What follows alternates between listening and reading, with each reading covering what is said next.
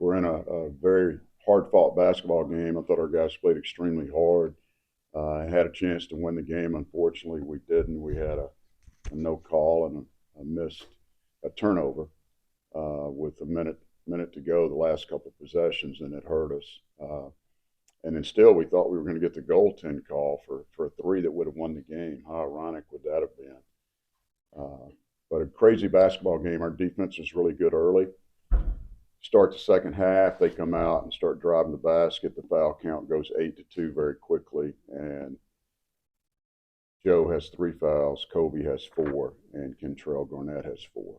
And that changes the way we defend a little bit in that situation. And they took advantage of it. And then Richards hit big threes for them, and that was the difference in the game. But I've been going over there for 25 years, and that's the best environment I've seen in 25 years. So credit to them and the people of Lake Charles. Seems like the fourth foul on Kentrell really almost like a pivotal point, because like after that, defense wasn't quite as aggressive. Right, and he's guarding Wells, and I thought he did a good job on Wells. What did he get? Maybe 13 points on the game. He's a really good player, but it felt like Kentrell did a nice job on him. And then by him having to be on the bench, that hurts us because we need to get him more shots, especially in the second half. I thought probably had to be Hosanna's best game. I mean, I know there were a few things that you probably did. What about him just kind of in an emotional environment, kind of showing some leadership and being an offensive force and scoring some points? And I thought he did a good job. He did a great job. I just got off the phone on a text exchange with him. Yesterday was his birthday, and he had his best game. And then he was sobbing in the locker room afterwards and felt like the technical foul cost us the game, which we didn't think that was a technical. Blake's may have been, but this one was not. I've heard it from too many people and seen it. And but Hosanna played well. We played through the post. First half, some the second half, they started fronting the post, and we didn't do a good job going high-low to take advantage of that. But he did a good job for us. He battled. It was his best game. What about, like, for a while there, Kobe was carrying you. Kobe's last 2 games weren't what the previous 4 or 5 were, and yet y'all still 1-1 and almost won another. You still have depth issues, but it seemed like it's nice to see Kentrell and some other guys step up and not to be all. Yeah, we had 5 guys in double figures yesterday. I mean, all 5 starters are in double figures, and that's a big balance for us. It's really good. Kobe is not going to score 20, 25 points every night. If he did it 4 times in a row, he's not going to do it the rest of the games. I mean, people key on him. As I said yesterday afternoon in the press conference, their coach used to live in Baton Rouge and had players from Madison Prep, and he knows how good Kobe Julian is. And to their credit, they did a good job on him and Kentrell. I'm worried just minutes played wise, wearing down the season wise. Are you worried about the rotation not being? It's deep enough. We got 9 guys over there at 10 that can play. Everybody's stressed out. It's good enough to play. Hardy could have been big in that game yesterday, as well as Blake, although he fouls out.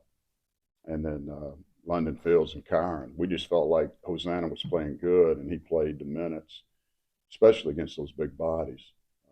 That was a high Division I team that we played. You guys head to Houston later this week. On first blush, what kind of stands out with Rice?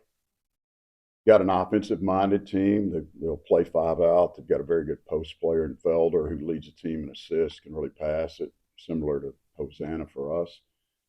They've got a couple of really good guards, and they'll be an offensive-minded team. What's kind of the mindset this week heading into Rice and then resetting a little bit before conference play? Well, we'll take today off. We'll watch film only today, and then we're going to Boys and Girls Club and hand out Christmas gifts at 4 o'clock. And we'll come back tomorrow and start on Rice. I mean, the coaches will get together. My thoughts to the coaches is not only this week use it for Rice, but use it for conference, and let's clean up a couple of things and take advantage of this extra time that we have without class being in session. What you, not looking past Friday, but probably look some at Marshall. They look completely different. Yeah, they are. What do you see from them? They are, but you know, like Karaska said, they're a offensive-minded team, and Nate Martin, who played at Texas State and had low numbers, had transferred there, and he's had several double doubles. He's averaging, you know, right at 10 and 10. Done a good job for him inside. Kerfman can really shoot the ball. You know, he's an all-conference pick. He's like Kentrell. He can heat up in a hurry. But they got and the big kid's back. I can't pronounce his name. The 4-man, and he's been playing well. He played well against us 2 years ago. The last time we were at Cam Henderson Center. So it'll be a tough game. They had a good win on Saturday. They beat Greensboro, who's got a really nice team. The point is, I think yesterday, you feel like, even though obviously you didn't win and you want to win every game, but some progress was made. Oh, absolutely. Yeah. Yeah, no, there's so many things, you know, we got people to get upset. We lose to McNeese. I mean, we've beaten them 8 times in a row. We won 24 Southern Conference games in a row, 11 of 13 on the road, 11 of those 24 on the road. I mean, eventually you're going to lose.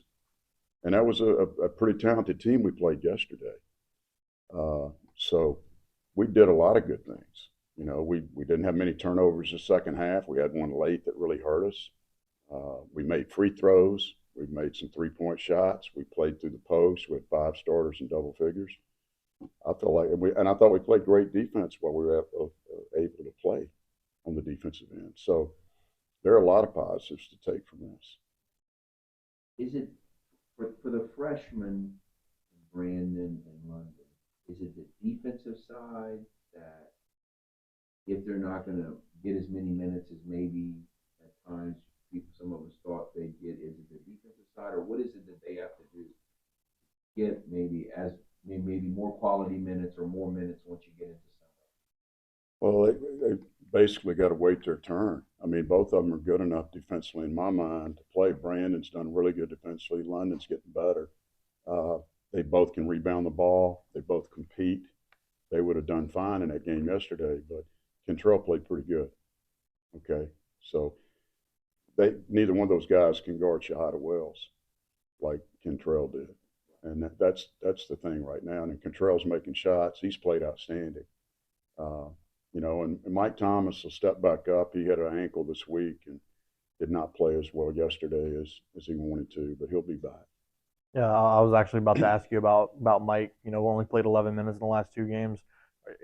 Is he looking to get back to 100% this week, or is it going to be an after Christmas thing? No, he should be back this week. He was close yesterday. I just felt like Themis was playing well.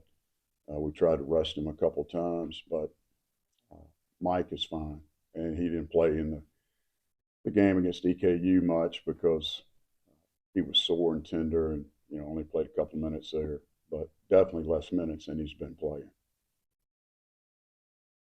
Anything else for Coach? Thanks, Coach.